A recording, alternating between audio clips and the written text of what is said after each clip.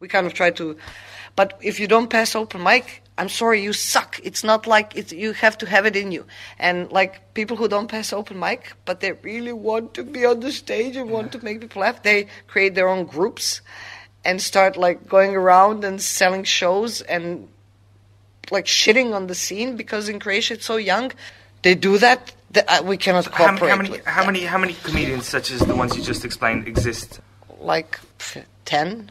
10. Well, that's a lot. Well, since the scene is so small, it is a lot, you know, because kind of, and they're dumping the prices and stuff like that. And well, the worst thing is that they're like not funny. I know that sounds stupid, but you know, here it's a family. Like nobody is earning money off somebody. You recorded this?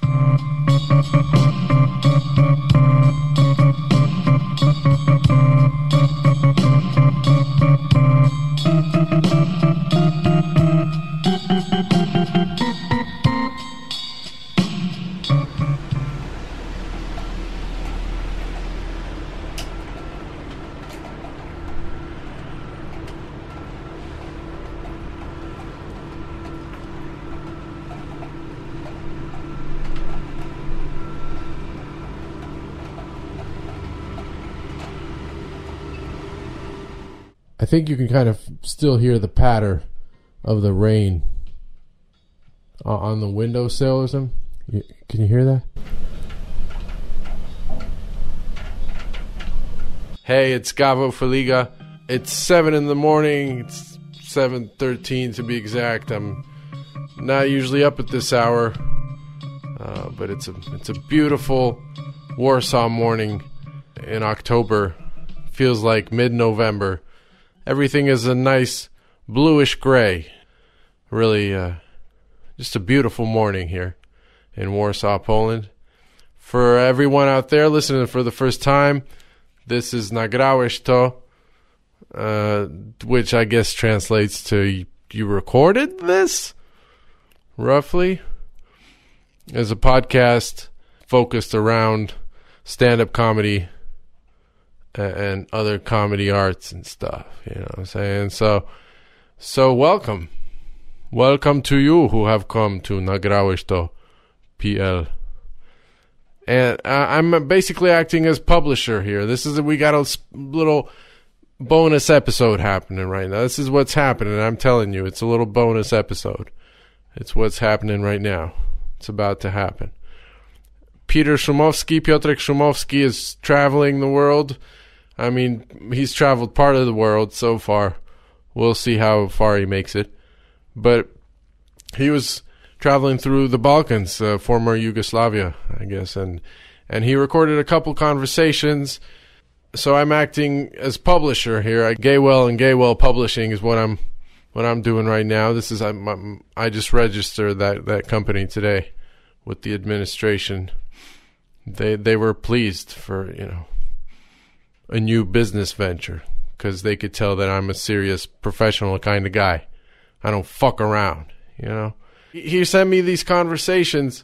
The first one is short, about 15 minutes, with Tin Vodopivec and Andrej Tezak from Slovenia. The second one is closer to an hour, a fairly long conversation with Marina Orsag in Croatia. I'm sure I'm mispronouncing that slightly.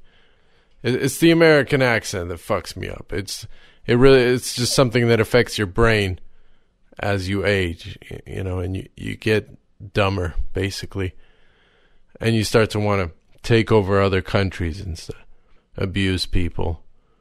I'm fighting it. I'm getting therapy, but I'm also talking to a speech psychopathologist, Marina Orsag, who certainly seems to know her business. These are all working comedians, you know, that he spoke to, that have years of experience in the field, whatever that may be for their respective countries. But I'm not too familiar with them. I haven't seen anybody perform live other than Tin Vodopivec, who was here briefly in Poland and performing in English.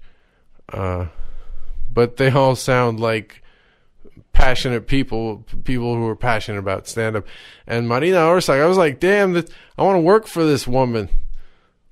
This woman knows her shit. I'm just, I was kind of impressed about how professional these conversations are, how specific. And oh yeah, that's something I need to mention, is this is very inside little bonus episode. This is for people, I think, who are either doing stand-up or, in that field somehow, or interested in doing it. Because as usual, there are some amusing little details or stories, but both of these conversations are strictly focused on what the situation is on the stand-up scene in the respective countries right now, and how it came to be, how it's developed, and so on. Little kind of details that mostly comics are interested in. And to me, it was pretty fascinating to see the parallels with, our Polish market, so to speak, and Croatian, for example, but also the differences in how maybe it's organized.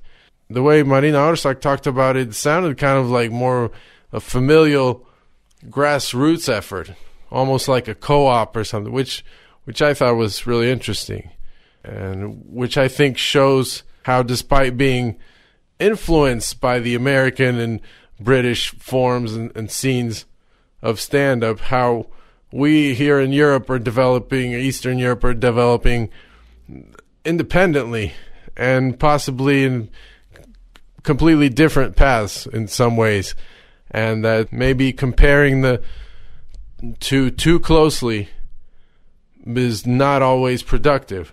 Like I said, these sort of stand-up communities and movements are built from the ground up, kind of organically, mostly by performers, which is not at all like what happened in the U.S., certainly not what it is now.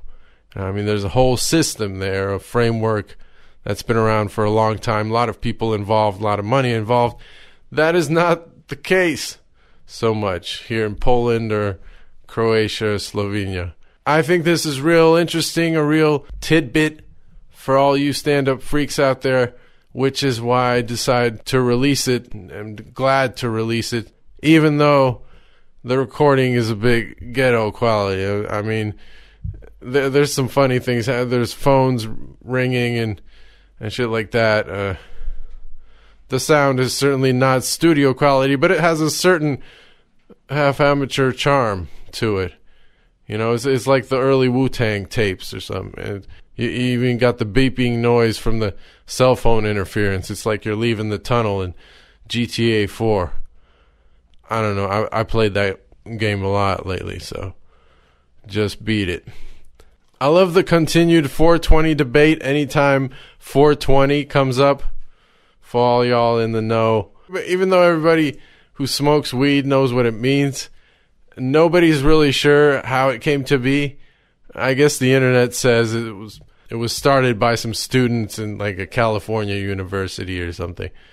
But even the origin story, supposed origin story, doesn't make that much sense. There's not like a specific reason as to why this happened, which is so telling, I think, and true to the stoner culture, whatever that may be. And I'm not really talking about the shitty bootleg Bob Marley t-shirts they sell in every city. I'm just talking about getting blazed together and just doing stupid stuff. 420 all the way, man. All right, I think that's all there is to say for the moment.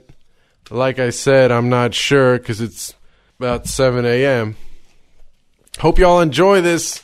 Let me know if you did, and maybe we'll see more of these. I think Peter's in India right now. I think he took an internship in a Bombay bordello. Well, we'll see how that turns out for him. When we hear from him, I'll keep you posted, I guess. All right, you guys. Get your headphones on.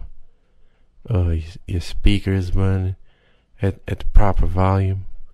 You're about to listen to an international version of NAGRAŁEŚ TO. Yeah, baby, that's how we do. We we recording this shit. Man, ain't nobody else recording it. Nobody gonna be recording it. That's why we record shit. Right? You know what I'm saying? You know what I'm saying? It is on, and we're on. We're on. We're on. It started. 15-minute interview. No longer. After 15 minutes, we cut off mid-sentence. Yeah, okay. Off. So the conversation is about Slovenia. It's about how the stand-up comedy scene started here, what it is now, what you guys have done for it, where is it going.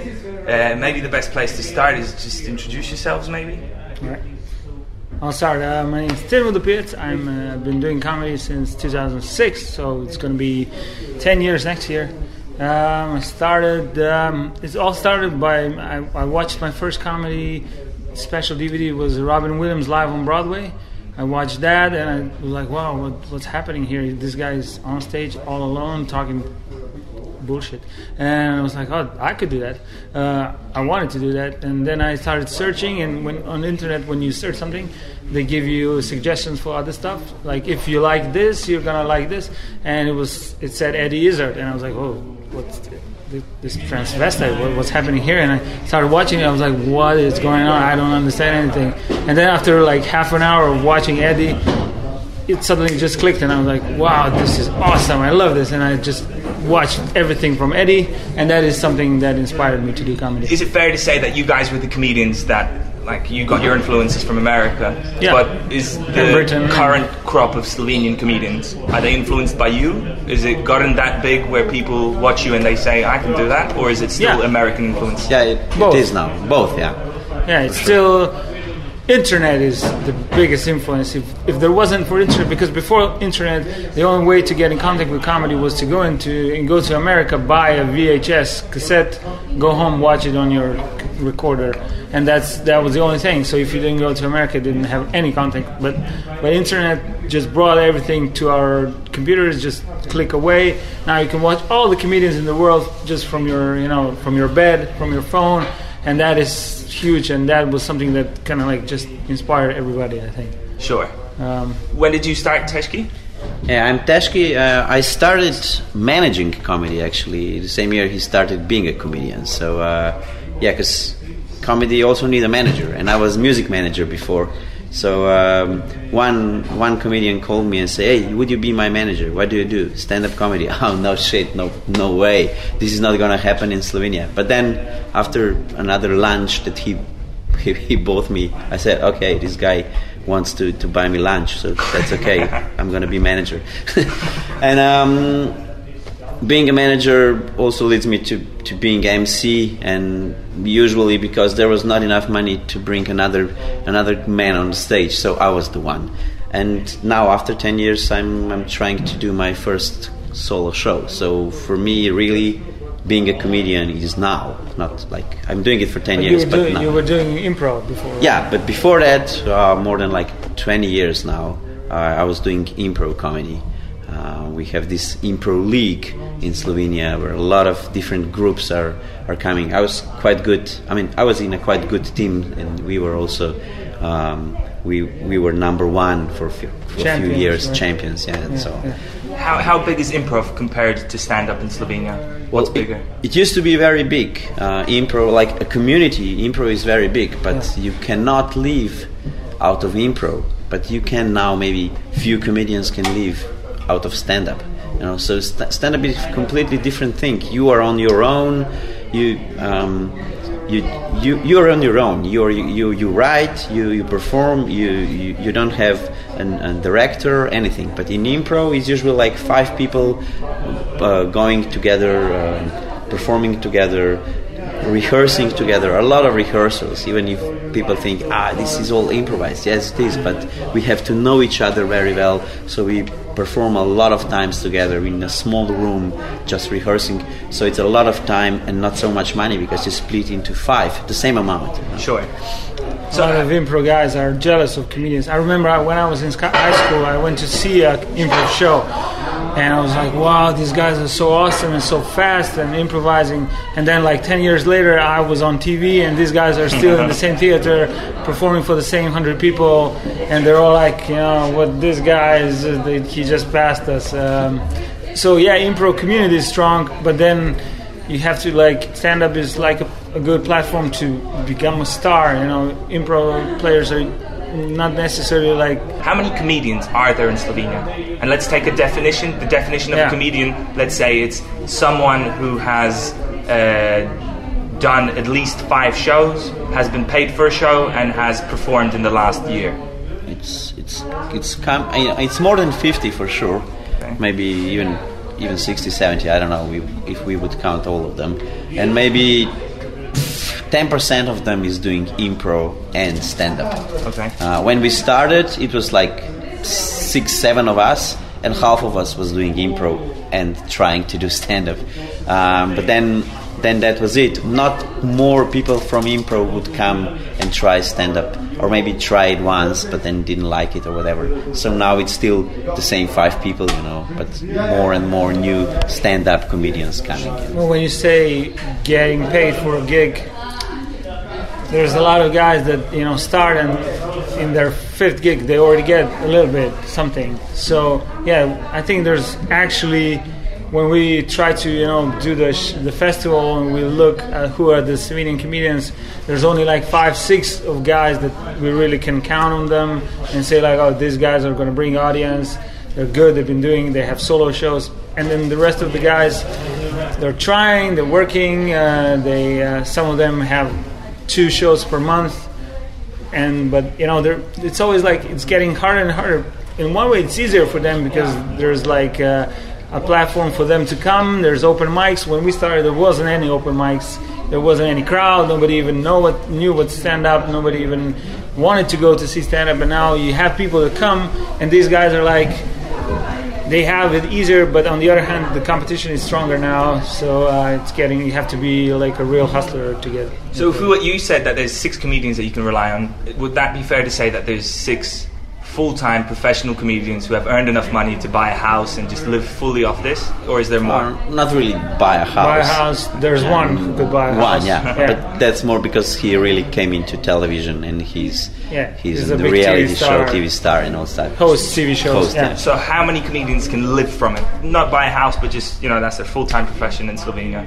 Yeah, maybe 5 or 6 would be. But that's also doing other stuff based on your comedies. So it means like being a comedian and then also being hired to write somewhere and get money because you did a good job being a comedian. Yeah. But then we maybe have like 15 or 20 more comedians that it's a really good hobby for them, or it's more than just a hobby. They perform maybe 3 or 4 times a month. So I would say that there's 20 comedians really in Slovenia that you can count of them, maybe even for this festival that we are doing. You have these 6. If you put them on, people will come to see them, and then you have these 20 that you fill the program with, and they are maybe even better when they have these 15 minutes. But they have these 15 minutes, you know.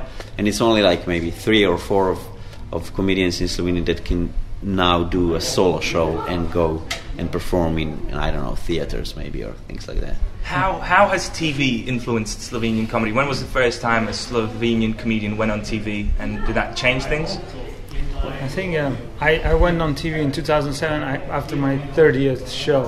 That was so too early in any way. But I was like, TV.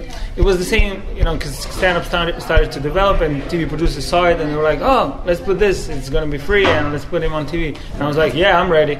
But I wasn't ready. Now when I watch the tape, I'm like, oh my God, can we please take it off? But the TV has collapsed since, and their YouTube channel is still working, and my first show on TV is still on YouTube, and I'm always like, how can I contact anyone to take it off? But in other ways, like, it's a memory. It's, Sure. So how many Slovenian comedians perform on TV? Like, we don't have we don't have a comedy show on TV. We used to have it, Yeah, we used to have just 1 year of a comedy TV special, series, with 3 comedians in half an hour show, So it was just like 1 year and 30 comedians or 13. It was 13 episodes, 2 comedians every time, and half of them repeated. So it was actually, I would say, 15 comedians from Slovenia appeared on TV. That was national TV, or was it like a Comedy Central thing? It was the second biggest commercial TV station. Yeah. Commercial, not national. But otherwise it was national, but everything is national here. It's only 2 million people. If you have a local TV, that's for 3 people. 3 grandmas watch local TV, that's it. Sure. Yeah, but otherwise we are more like part of the shows or something, when you have like 3 minutes maybe or something, I don't know, New Year show, or something, and then 2 comedians would come and do it, and it's not a big recognition for that, and then only this one comedian that is a host of a show, and then is another one like Tosh, that he was hosting 2 different shows, and now people know him, but not knowing him because he's stand-up comedian, so it's not really connected, Yeah. You mentioned that comedy, you guys were one of the first that started doing it. Was 9 years ago, something like that. Yeah. What was before that? Was it sketches, or what was Slovenian comedy before stand-up? It was few guys that were doing similar thing that today we call stand-up comedy. They didn't call it stand-up comedy. It was like political satire maybe, or just a mono-comedy or something like this. Some of them write it for themselves. Some of them just take or translate a show or whatever. But never before was this called stand-up comedy in Slovenia. Wait, sorry, you just mentioned that some of them translated the show? It was like, but this is like mono-comedy show where you have, like, I don't know if you mean like caveman or things like this, but it's not like illegally they would buy rights for the show. But it was in a stand-up genre. But it wasn't stand-up because it wasn't a guy writing jokes. It was just like, this show is working, I'll buy it, and then I'll translate it in Slovenian, and ta-da, I'm doing it. But I'm doing it, it's not stand-up, it's like I have experienced this, it's like somebody else experienced it, I'm just talking it. When we started putting this stand-up comedy on stages, these guys that were doing mono-comedy would be always saying, this is some alternative stuff, we don't like it, it's shit, it's all amateurs and everything. And then 10 years later, these guys are coming to our shows performing, Like, I don't know, like today on the festival we had this one guy, he's 60, and he's a good comedian in theater, and now he wants to be part of this, Of the community, the community. So for us, it's a big success, Even if on one side some people would say, these guys now want to join you because you made a big promotion of the genre and all this. And for me, it's like, no, it's really good. They want to come. 5 years ago, they would say we are bad amateurs and everything, but now they want to be part of it. So for us, it's just wow. Guys, we got 3 more minutes. I've got 2 questions I want to ask you, or 2 topics. The comedy club in Slovenia. How long has it existed? How does it work? How many stand-ups do you have per week? It's only one club. It's called Desetka, which is the 10th, because there was a pool bar before that was called that name. It exists 1 year and a half nearly, and 2 days a week. One day is open mic, or a new material night as we call it, and one night is like more proper stand-up comedy shows. But you had shows in different venues before. Teshki, he's been trying to have a proper club in Ljubljana for years, but he's been always migrating from one place to another. But this last year? Was it last year? You finally got a proper place now to do it. We have a place where we can say this is our venue now, this is our club, even if it's not everything proper like I don't know, English comedy club where you have booze and something to eat and stuff, and people would come every day. 2 days a week for Ljubljana is big enough. Before that we would go to clubs where they would have techno parties on Friday, and Saturday would be gay night, and then Sunday open mic, and then Tuesday so if you've got events there only 2 times a week, what happens the next 5 days? I don't know, dance courses or kids some things, Last question I want to ask you about, and it's interesting to me because that's how the comedy scene developed in Poland, is that stand-up was going big, but all of a sudden we took the American formula of doing a roast, and all of a sudden you had comedians who had, I don't know, 20,000 views on their YouTube video, but the roast came on and it was 500,000 views. I know you've had a roast on national TV in Slovenia. Has that helped? Are you guys pro-roast, or just talk about roasts, really? The first roast happened in April, that means 4 months ago. But yeah, we've been thinking about a roast for years, but the scene wasn't ready really, and we didn't have a real celebrity that was prepared to be roasted. But until this comedian, the one comedian that has been hosting national TV shows, he said like, all right, let's do it. You can host me, roast me. And that's how it happened. And because of him, it got on TV. If we would do it without him, it would probably just end up on YouTube with 2,000 views or something, or maybe getting more later on. But we're pro roast, and now another actor / host is going to do roast on TV with the same TV, and he's been preparing for it, and now the time is right, and he's going to push it.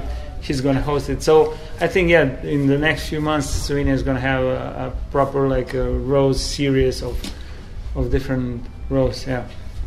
Has there been any other specific comedy events that have? I think the festival. This festival has been the biggest push for the scene, because before that we just did clubs and little places, pubs, and nobody really bothered to come, and media didn't care. Everybody said, like Tezak said, they used to say, "You're from the streets." You're guys from the streets. What David Letterman is from the streets. Jerry Leno is from the streets. Jerry Seinfeld is from the streets. Everybody's from the streets. Yeah, and we were more we were student.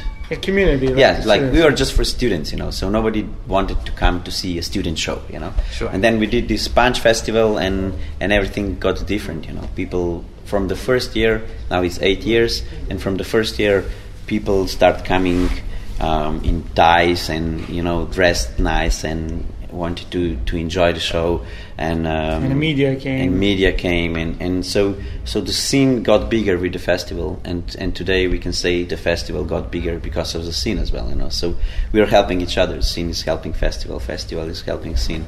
After 10 years, I think comedy is huge in Slovenia. If you're talking about 2 million people, and I don't know, if we said 20 or even 50 comedians, it depends what you want to take, Yeah.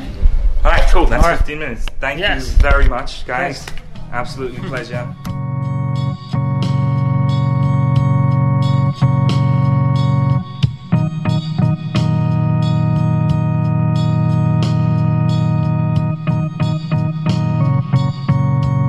Today we're doing the second episode of an internet show that I still have no name for. Okay. At the moment, the folder is called Comedy Talks, and we've had one with Slovenia. This is the second one in Croatia. Cool. I'm speaking to Marina Orsag. Yes, personally, what I can tell about Marina Orsag is that without her, I probably would not be performing at the Balkans. Yeah, so, she's a mover and shaker. She runs the business here. Is that accurate? Yeah, unfortunately it is accurate. And if I wouldn't be doing all of that, my own career would be much better, and I would even have much more time to do your tour much better than any other tour I do.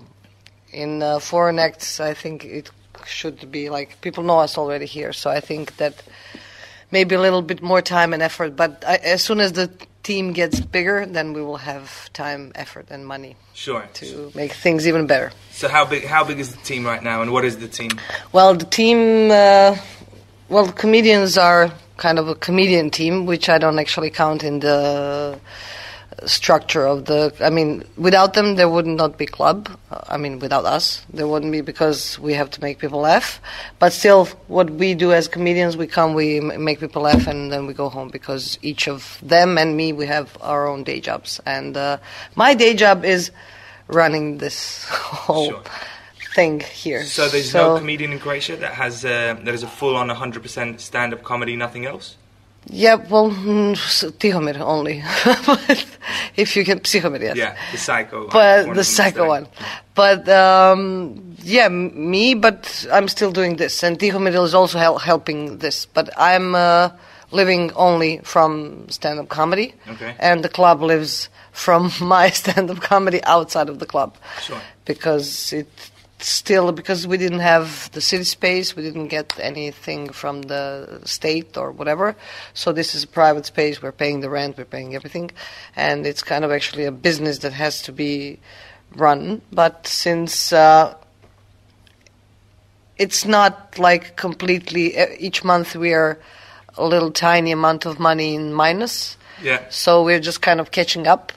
So yeah, it still kind of lives out of my outside fees, but it will. I think that maybe in 3 years we will start making money as well, which we can invest further in PR or whatever, because I think a lot of people maybe told you last night that they have no idea that this club actually exists, and it's 5th season already. So this is the 5th year the comedy has existed. The comedy club has existed. Yeah, this is the 5th season we entered.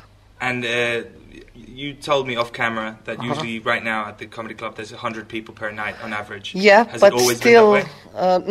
No, of course. When we started 10 years ago, we were kind of a boom, which was like first stand-up comedians ever, blah, blah, blah. And me and my colleagues, 5 of them, and me and my colleagues started, but that wasn't kind of the real deal, because 2 of us actually wanted to do stand-up, 3 of them wanted to be actors and stuff, blah, blah, blah. And it wasn't 100% full-on stand-up, because some of them were telling jokes that are from the people, normal jokes, from the people, but kind of transferring them into me and my friend or whatever stuff like that. So it wasn't like full-on stand-up.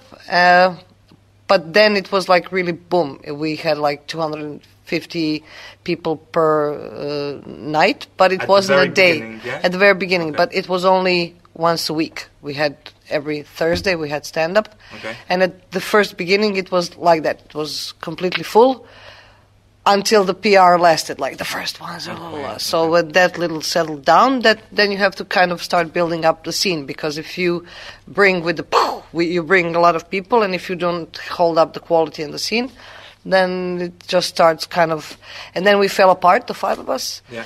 So, and the whole story kind of fell apart, and then I started open mic, and it just kind of the Thursdays were still okay. I mean, 150 to 300 people, 400 people. It depends on like the price of the ticket sometimes.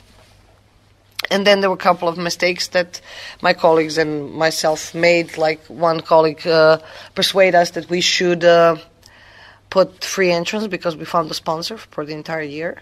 So we should put free entrance for people. And it was a big mistake, because after you lose a sponsor and you put on the ticket price again, it's like, oh, come on, it was free so far. So it's like, I think that stand-up should be considered as a normal theater. And if you go to theater, you pay tickets. And tickets here are like from 10 euros up. So we have 5 euros a ticket. I think it's perfectly okay, since we have the bar and stuff. So it kind of... How much does a beer cost in the bar? Just 2 euros. 2 euros. 1.8. So it's just a normal price for a beer. And we are not exaggerating like somewhere in the center, like 18 or 20 kunas. We're like 14 kunas, which is 1.9 euros, something like that. And 1.8. And but when we started, it was like every Monday we had open mic after we started, and it was kind of okay. It was approximately 70 to 100 people every Monday, and every Thursday we had new material, stand-up. This is something that confuses me, because this comedy club only does stand-up. There's no improv.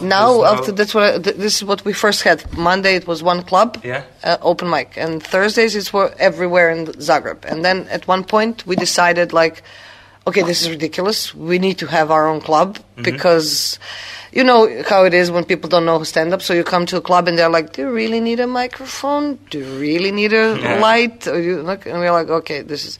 And like 5 years of that, and we were like, okay, we need to have our own club. And then we entered here, and this was something completely different. This was like a multimedia club where we had only Thursdays. And on Mondays we still had... And then after a while we realized, okay, Thursdays are full completely all the time, looking for ticket extra. Okay, let's bring in Wednesdays. And because we had enough comedians to have 5 on Thursday, 5 on Wednesday. So it was 10 of us. So we tried that. And then that was full, and we were like, okay, now we have Monday, we have Wednesday, and we have Thursday that are full. Okay, so in order to have our own club, 2 more days need to be full, and that's it. And then we opened this, because the girls closed the multimedia, and the place stayed empty, and we were already kind of like settled here, like, okay, every Thursday, okay, fuck it, let's open up a club, and we'll see what's going to happen. And It was 70 to 80 people per night, but then we started cooperating with with Serbians, Slovenians, Macedonians, Bosnians. So we kind of made a pattern. Every Monday is open mic. Tuesdays are one man or one woman show, hour and a half. Wednesdays are theme shows. Thursdays are new material. Fridays are... Just the difference between new material and open mic is that Thursdays when the established comedians come up on stage, and Mondays is where everyone can come up on stage. Exactly. Okay, yeah. And Fridays are theme nights again, or because we have a lot of them, we kind of decided to put our best offs into themes, and we have Sextra Large, Seven Deadly Sins. Sextra Large is only porno and sex. Seven Deadly Sins is only about religion, hour and a half. Then we have Animalism, which is only about animals. Then we have TV movie night, which is only about TV stuff and movies. And we have like 13 or 14 theme shows so far. Wait, does that mean you do these theme shows like once you do it once, you're going to do it again in some weeks? Yeah, because it's like a show. If you open up in a theater, if you open up like Hamlet, you're not going to play it only once. Okay. You're going to play it every month. And since now we have enough team shows to fill out the entire month with a couple of guests, and that's it. So we have the monthly program with that. And there is a lot of people who didn't see, like Sextra Large so far was performed, I think, like 11 times, which is 1,200 people. 1,500 people. So, and there's 1 million people in Zagreb. So there's a lot of people who didn't see Sextra Large so far. So we can still run it every month. At one point when it starts not to be sold out, then we were like, okay, let's freeze the show for a while. Let's make up a new show. And how long does it take for a show to freeze up? As in, when do you know it's?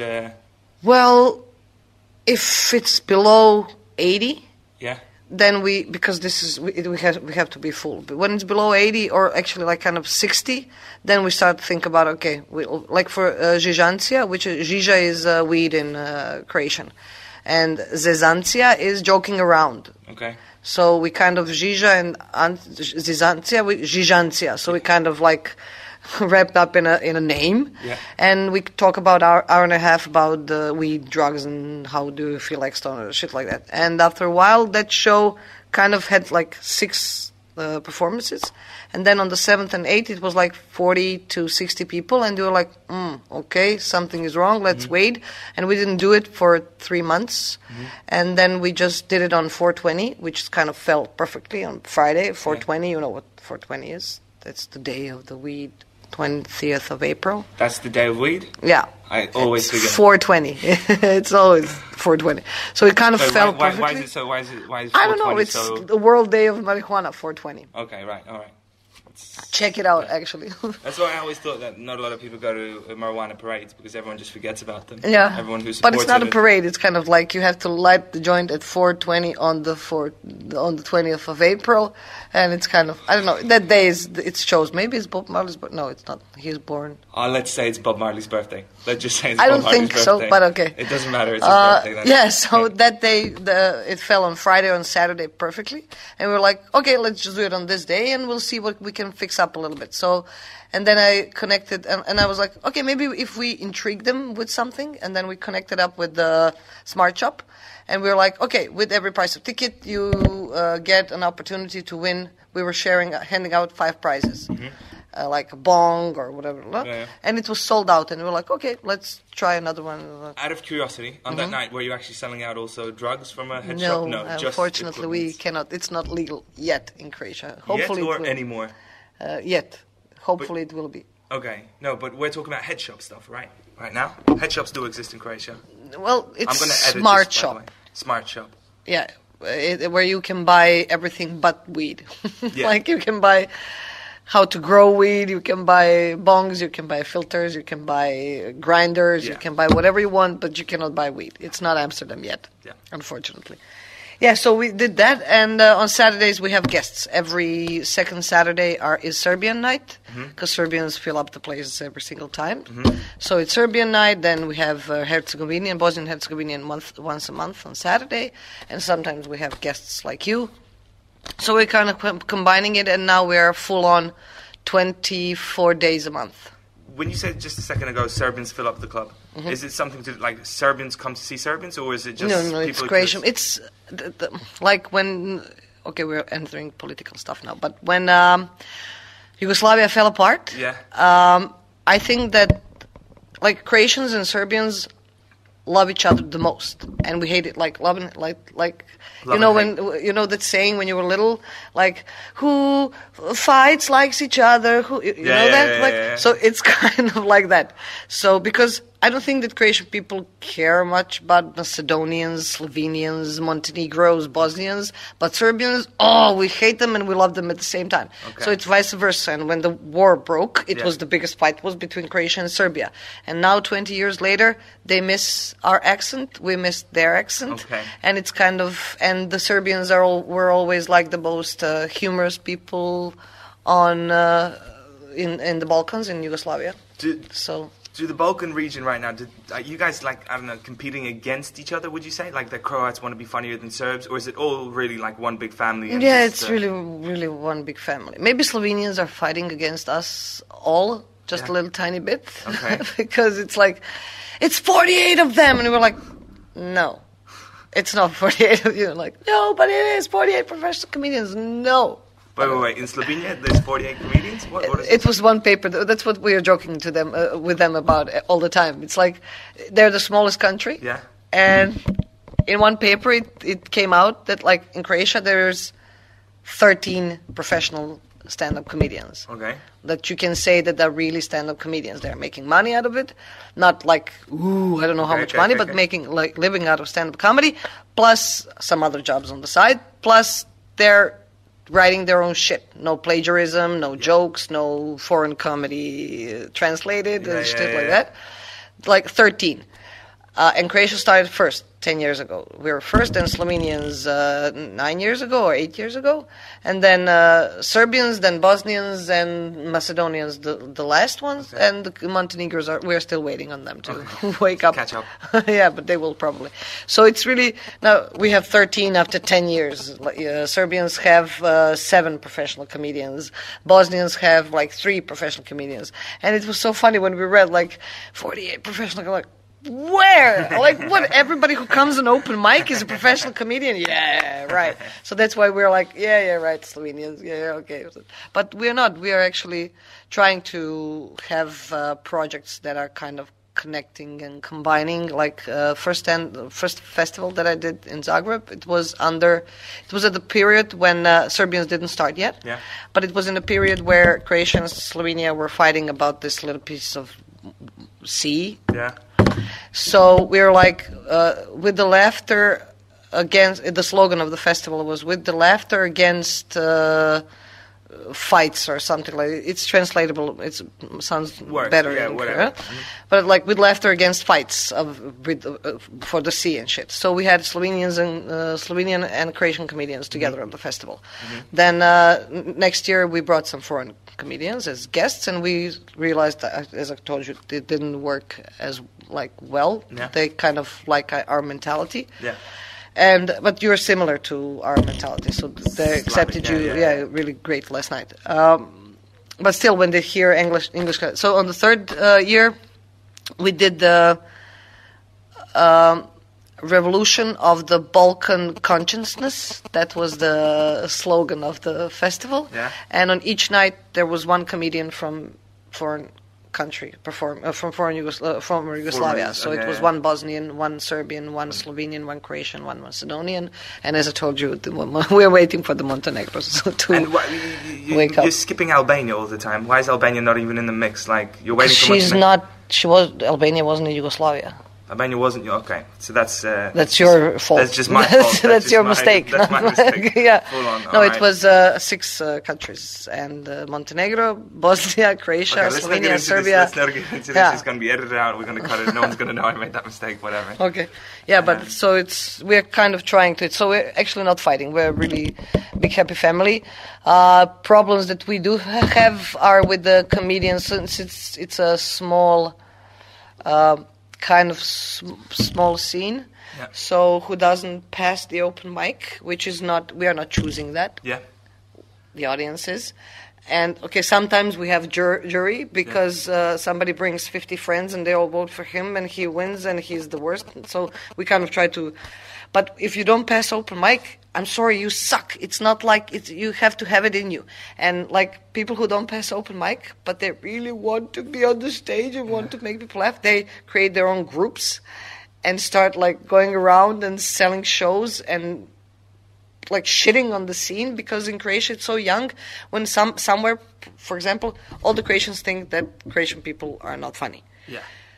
So when they announce stand-up somewhere and people in that city are like, okay, let's see Croatian, and they come and they suck, and they're like, I will never come and see stand-up comedians in Croatian again. And then we're like, okay. And you cannot go around cities and like, no, but it's not the same thing. You know, these are actually... Yeah. So that's a bigger problem than. So how many groups?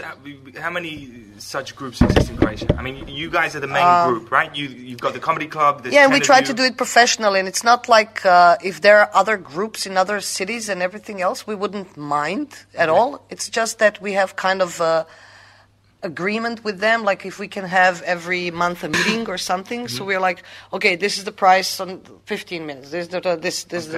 Because if you like loyal competition, that would be amazing.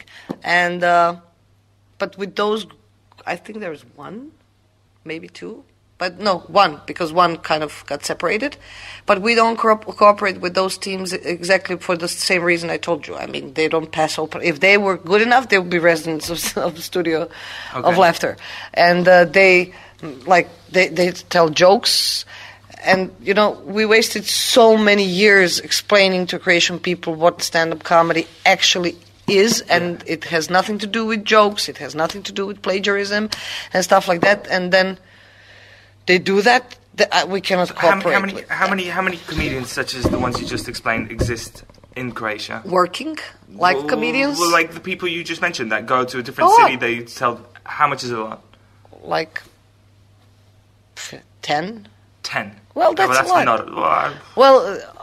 Since the scene is so small, it is a lot, you know, because kind of, and they're dumping the prices and stuff like that. And the worst thing is that they're like not funny. I know that sounds stupid, but you know, here it's a family. Like nobody is earning money off somebody. We're not like, if Studio now sends me, like I have 3 different entities. I'm a comedian, that's completely different from me. If I go to perform somewhere and if I need to give 20% to the club, I will give it to the club. And as the not owner, as the director of the club, I'm not earning money for that. I never got a paycheck for that because it's something we kind of need to do for the thing to exist. But every time we take like 10% or 20% off of a gig as an agency, that money never goes into anybody's hands. It goes into running the place. Like look at the freaking floor. I mean, you know, we need 5,000 euros to actually make a new floor, which is the money we do not have right now. So it's for that. It's not like, so if a comedian is a really, really good comedian and we take them in because we need more comedians, really we do, nobody would like, there is no reason for a good comedian not to be a part of Studio. It's not like we have, if they're in Zagreb, and it's not like that we have a monopoly, like nobody else can exist, but it's just that we kind of hold the quality and we know what to, after now years and years of running it, we know what to do and how to. Zagreb is the capital of stand-up in Croatia. Zagreb is capital of Croatia, so it's kind of capital of stand-up. Split now, we started a scene there. I'm sorry, mosquitoes killed me. I don't know why. I've been bitten all over my body. Yeah. So I don't know if it shows. So Rijeka and Split, we started that now. They started. The thing is, nobody there wants to. They're just clubs inviting what they think are comedians or us to perform. Okay. It's like we didn't, like nobody started something somewhere. This guy who came on open mic here started open mic in Osijek. Yeah. And it still was like, he started open mic after performing once on the stage. And it's like, oh, just ask for help, you know, it's not a problem. Just ask what is important. And then after a couple of months, he's like, you know what they did. Well, you know, we went through all that shit. Yeah. So you don't have to go. I mean, we went through, I mean, if you started, like, you're not the first comedian in Poland or whatever. I'm one of the first. So you know how, like, I'm the first in Croatia. So it's like I was standing on the like the box of the beer instead of the stage. Yeah. You know, they put me after 1 a.m. after everybody was drunk, and I'm like, no, 10, 11 p.m. is like the tops and shit. That's something I was going to ask you. I prepared this question. Is that in Poland we always start our comedy shows at 8 o'clock. And it doesn't seem like you guys have you don't go out late and clubs finish at the same time as they do in Poland. Have you experimented with the hour? You guys always start at 9, I noticed. 8:30, well, 8:45. 8:30 is it says on the door, but it starts 8:40, 8:45. From the 1st of April, we switched to 9. Okay. Because it's daylight outside, so people kind of feel like they want to stay outside a little bit longer, so we started at 9. Okay. We never tried... Well, actually, once I think we tried a midnight show. Okay. For something, I can't remember. Actually. But that was, I'm guessing, a special occasion. Yeah, it was some special occasion. Yeah, because kind of, I think that people kind of see stand-up as going out to movies. Or to theater, and it's a great warm-up for going out. Yeah. Like on Friday and Saturday, they come here, they laugh for an hour and a half or 2, and then they go out dancing and drinking, and they have a great time because they're filled with positive energy after laughing here. So, but we really want to start to do 6 p.m. Like after work with snacks and catering. That would be also cool, and then the second show at 8:30. Okay. And children's shows as well. There's a kid applying. He's 11. He's gonna apply on open mic on Mondays. I saw his mum wrote to you, right? Yeah. Yeah. It's gonna be weird. Are you gonna let him perform? Well, it's open mic, but still, you know, it's. I wrote to her. I mean, I wrote back that I don't think that stand-up comedy is a discipline for younger than 18 or 16. What'd you write? 18 or 16? 16 to 18. Okay. Because I started when I was 16, so. Yeah, but it's still like, I think that. Before you, like, for example, I don't think I'm going to reach my full stand-up comedy potential before I'm going to be 45. Okay. Yeah. Let's say something like that. And I really think that nobody can reach the full potential before they're 21. Like 21, 23 or whatever. Because you need some life experience to be able to talk on... I mean...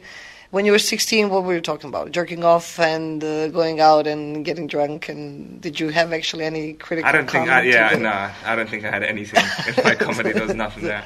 I watched something like preparing for this tour. I watched like a video of myself when I was 16. Couldn't watch it to the end. It was just so painful. Just so. I know. I mean, I started when I was 25, and still it was like, oh my God, what the hell is that? But yeah, I completely understand. So I don't know what he's gonna. I mean, let him suffer that somebody's pain. knocking at the door.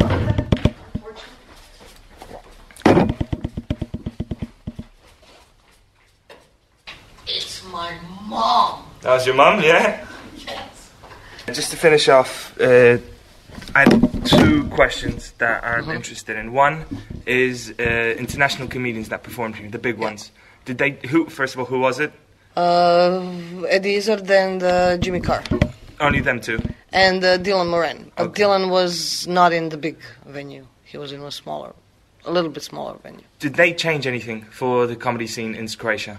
I don't think so. No, not especially. They just kind of used like Croatian, like high or whatever.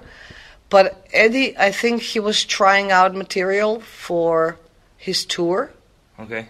So that kind of felt like, okay, why are you trying out new material on us? But nobody in the audience noticed except the comedians. We were like, okay. But then you could see that a lot of people watched his shows on the YouTube and everything because he kind of went back to the Lego Star Wars things like that, and people catched up. So I don't think he actually changed a lot for it, and Jimmy didn't change, I think, anything on it. Okay. No, because you mean like to... I just mean maybe like they came and all of a sudden there was a bigger interest in stand-up, they went on TV and all of a sudden... Oh, that, like if they changed anything for... Well, not exactly. They actually kind of came after the stand-up was already... I mean, Eddie Izzard was here 2 years ago, and Jimmy was 4 months ago. Okay. 3 months ago. So, and at those shows, how many people came to those shows? Eddie was, I think, 1,200, and Jimmy as well. Oh, in this place? No. Somewhere in Lisinski Hall. It's a big concert hall. And how much were tickets? 30 euros, 25 to 30 euros. Okay. They were a lot. All right, that's quite a big... Yeah, but Eddie Izzard is famous for like a whole bunch of years, even before we started and everything. But it didn't change a lot for the scene, unfortunately. Sure. More when we go on TV, that maybe kind of changes it for the scene. That's where you bring me to my second question, is how's Croatian stand-up working with TV? Are you guys regularly on TV? No, we are not. I don't know what's the fault for that. Maybe because I'm a gay woman and living in Croatia and running things. So, like, if we can get rid of her, then maybe we'll... No, and I already told them, guys, if you, like, if that's a problem, like, I'll just, like, but you go on TV and... Are you being serious now? This is not a... No, I'm being sarcastic. Okay, thank God. But, no, because... Yeah, but you never know. Yeah. But I think that the bigger problem is that they think of us like... how do I say that in English? Not jokers, but like those joke tellers. Okay. Like, and I think they're afraid of us. Like anybody who saw us, I think that they're afraid. Like, what are we gonna say? And they don't invite us into live shows, which is like would be really weird for them, because like who's gonna control what they're gonna say and stuff like that. And we're not interested in... I mean, I think that the Balkan celebrity scene in general, I mean this like entertainment scene, became boobs, expensive cars, asses and stuff like that. And we are actually not people who like, you cannot succeed in Croatia or Serbia or wherever if you don't mingle with the cream de la creme, which is like, we don't, like, I mean, look at us. We don't do that. After the show, we don't go out and like give flying kisses and hi. We just light a joint and go dancing if we want somewhere. If not, we just like go home or hang out with each other or go home and watch like movies or stand up or whatever. So it's not kind of like we're alternative. Has there been a stand-up comedy show in Croatian TV, on national TV? Yeah, it was called Club of Laughter, and we beat the ratings of everything, even the that informative program of half an hour. News? Like the big... Yeah, but you know the half an hour big news during the day? Yeah. Because we have news and we have Dnevnik, which is like what happened during the day with the news. It's...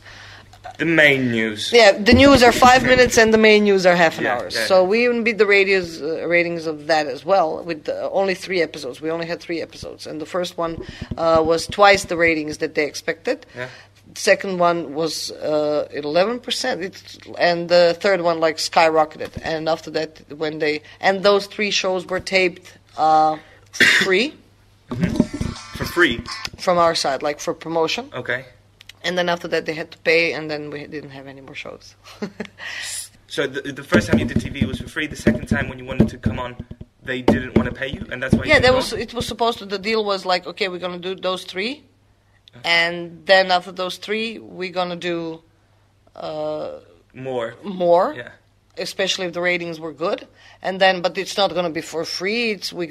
Because for the first 3, they said we will invest our production, and you will invest your material, and if it succeeds, then we do it all together, and you get paid this. And those 3 succeeded, and then all of a sudden it's TV. Yeah, it seems that every person I'm talking with, it never seems that TV is compatible with stand-up. That the more I talk with people, the more I realize that I don't think stand-up... And they don't realize that it should be taped in live... In a club. Yeah. We kind of actually managed to get them to tape it here. They wanted to tape it in the studio, and I was like, no.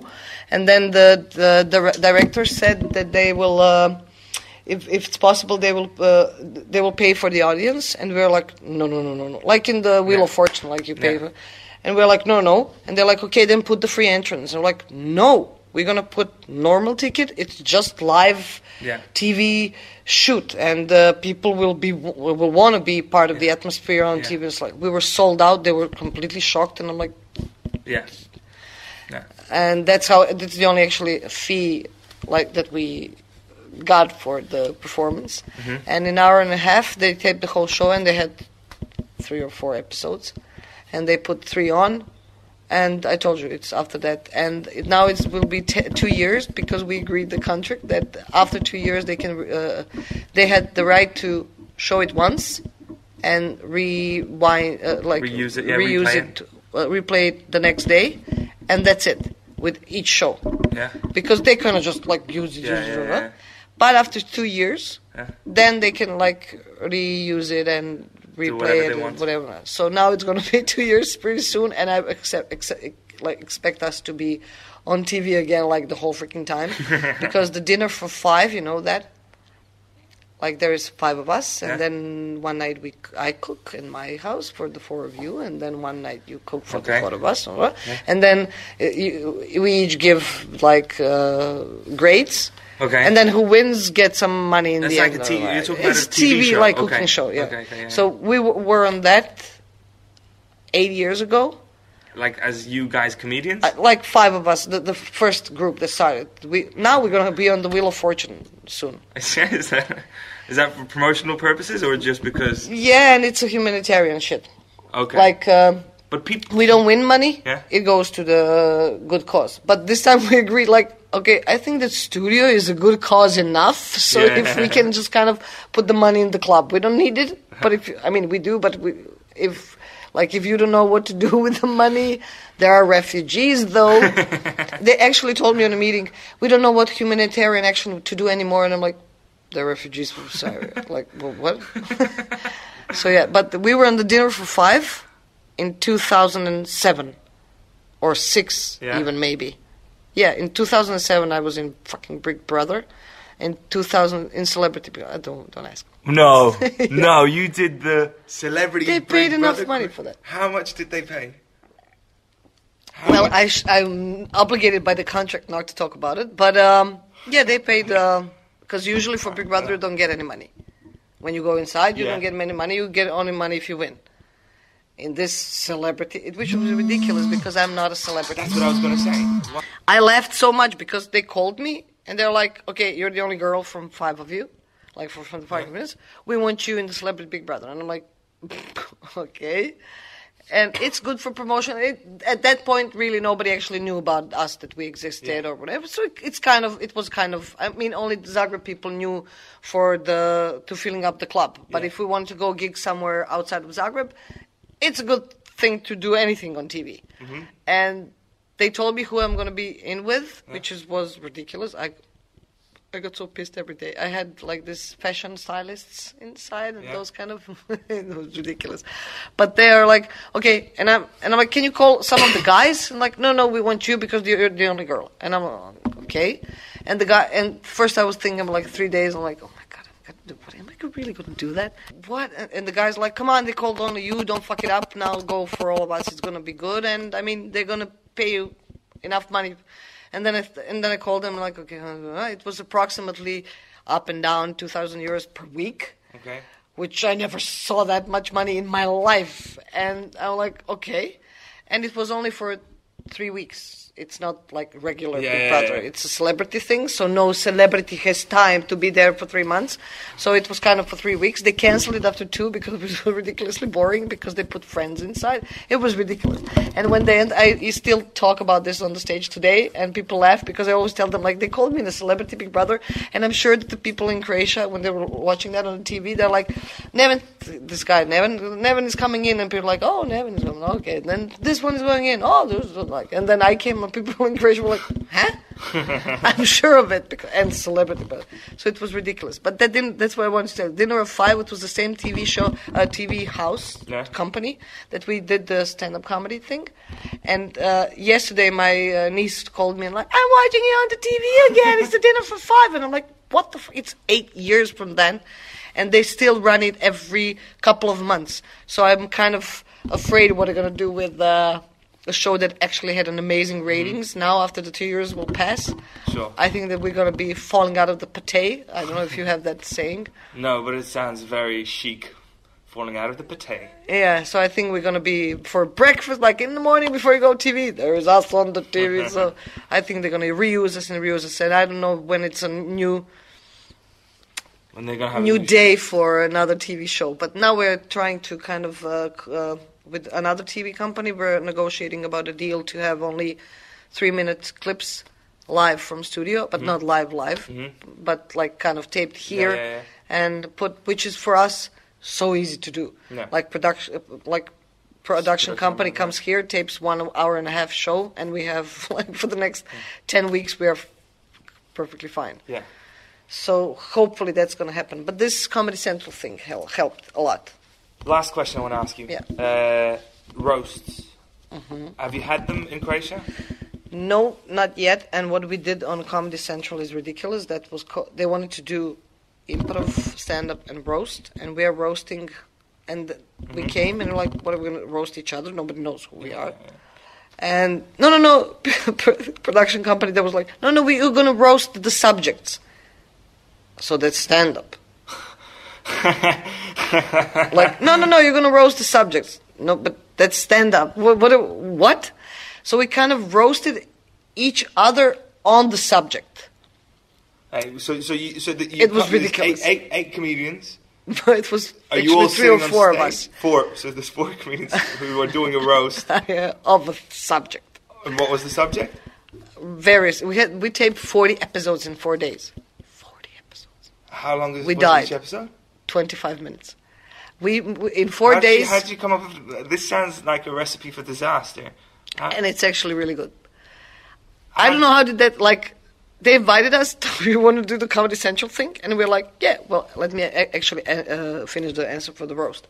No, we don't have, unfortunately, roasts still. We almost agreed on one with this political person, and she would be a really great, and she said, yeah, I want to do that. And she was completely on board until we explained to her the last part. And she's like, no, I can't do that. No, but we will write jokes for you. Okay. No. So she was perfectly fine. With everyone. Like, and we explained to her, 10 of us sitting, you sitting on the throne, and we just kind of like demolish you on the stage. Yeah, perfectly. You cannot, well, she said, you cannot say anything that another political party already didn't say about me in the past 3 or 4 years, because they really, like, pulled out everything they could about her. So she said, yeah, I don't care. You can look like they said almost everything, but you will actually make fun of it and actually make it funny. Yeah. They didn't. And but she was on board until we reached that final part. And in Serbia, they didn't have a roast yet. In Slovenia, they had a roast of the most famous stand-up comedian of them, which is like also like, okay, what? Like we do roast of me right now. Yeah. Like all of them do roast of me at the moment, or Ivan, this other guy. And that's it, which is ridiculous. Like we're roast. Should be some. And I hope that one day a political person or some celebrity will realize that making fun of yourself, it's a really good PR. Yeah. Because let's face it, that's why Justin Bieber and all of this people do roast. So yeah, that's it. But the Comedy Central thing, it was, they called us and they said, okay, you want to be on the Comedy Central? Yes, sure. Okay, from Prague they're sending, and it was really, we taped it in Belgrade, in Ben Akiba, where you're going to perform. Yeah. We taped it there. And it actually really was like 6 cameras, microphones on the audience. In front of Ben Akiba was this huge production truck, like really the one that follows the World Cup or whatever. It was really like, it looked like Shazam! Like you came there like, oh my God. And but after we realized that it was just like, it was a gift for us on 4 days. And they told us, okay, the truck came here for 4 days. They paid it from Prague, the Comedy Central, paid it for 4 days. That's all we have. And they won 40 episodes. And we're like, what the? The great thing is it was on our own language. So they're translating it in every country, like subtitles. So that was great. And they already told us, okay, each of you prepare 3 times 10 minutes stand-up. And it was 14 of us. So we just did that, like for the first day and a half, from 8 o'clock in the morning until 10 o'clock in the evening. That's what we did. They had paid audience because nobody would survive that amount of time, and that's why they all look dead and like that. But it was really a lot of fun, and it was just kind of factory. Like on the the factory lane, that's the factory lane stand up. It was like, who's next, Marina? Go! I go on. They tape it for 10 minutes. Go on. So in the first day and a half, we did only stand up, and they were like, okay, now it's time for roast. You know all the subjects. I'm like, okay, and we were divided before, like 10 days before. We each got Marina, Goran, and Tihomir are on the subject history. Okay. So, and then I was the host of the roast. They two were the guests of the roast, and then I go on the stage. It's 7 minutes. Each is 7 minutes. Okay. It's 21 minutes episode. Yeah. So it's 7 minutes of this, 7 minutes of this one. And I go on, and I'm going to be your host from the roast tonight, and we're going to roast tourism or history, and we have our guests here. And before I announce one, I want to say, and then I say a joke about history. I roast the history, and then I roast them on the subject. Like for one of them, I said, okay, I don't know if you know the next comedian. His name is Alexander, and I don't know if you know that Christopher Columbus, when he found America, he thought it was India, and when Alexander found his sense of humor, he thought it was good. So like that, we roasted each other. That's what we could do. And the third part was improv, and actually we did it really good because I think that because we did it on the traffic lane, like a factory lane, because we didn't have time to think. Like the guys who were actually doing improv that we invited to help us, they sucked because they were all the time like, okay, we have to be good now, we have to look good, and they were thinking about everything, and we were so freaking tired and so because we slept for 3 hours a day each, because when you come home you have to write for the next day and stuff like that. So I think we were just going on the stage and completely empty-headed and just doing it. And we actually managed to. They told us the guy who is director, and he's really he's mean if it's not good. He said that 29 of them are really, really good, excellent. 6 of them are good, and those couple of them they will pass. But it was really 4 I think that we're all changed after that experience, I'm sure. When was this, just by the way? Last October. Not even a year ago. Not even a year ago. Yeah.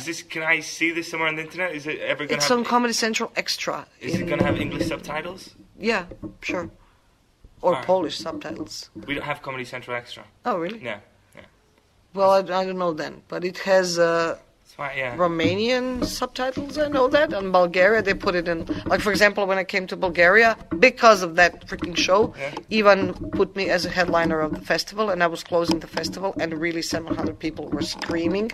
I went off the stage, and this little guy came to us like, oh my God, I can't believe you're here. Can I touch you? And I'm like, what? And the show it started, we filmed it in October. It started in the middle of December, and the festival was in February. So in 2 months, that did that in Bulgaria, for example, and it's still here. But I was like, nobody knows about the club. We have to really. But we always had they told us they took. We always had some kind of okay, now we're gonna rise up and everybody is gonna know about us, and then reality slapped. So every time something happens, like the roof breaks and we have to invest money to that, so this breaks. Like, come on! I really wish we could have like 2,000 euros that I can just come to the jumbo posters on in the city. Yeah. That I could just come there and like, there is 2,000 euros and hold the posters for a month, like 20 of them in the cities with our faces on it and shit like that. Yeah. So people, because for example, I went to buy bread last night. Went to the bakery store.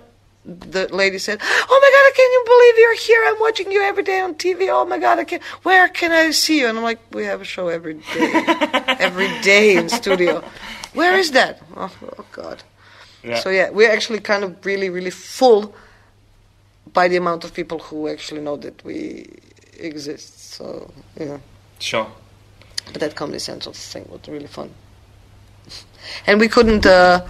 That was the best. The worst thing. The best thing was when we roasted the Comedy Central rule book. They allowed us to roast the rule book of Comedy Central. Yeah. That was so much fun, because in the rule book of Comedy Central, they beeped every fucking curse. Yeah. Like even if somebody said shit, they beeped it, and we were not allowed to joke on the national level, which was the worst. Like, all the audience that watches us on Comedy Central, they all come on the street to us like, how is it possible that on the stage are standing Bosnian guy, Croatian girl, Serbian guy, and Slovenian girl, and you are not saying anything about that? And we're like, we were not allowed. You were what? Why weren't you allowed? Yeah, why weren't you allowed? I don't know. Those were the rules. Interesting.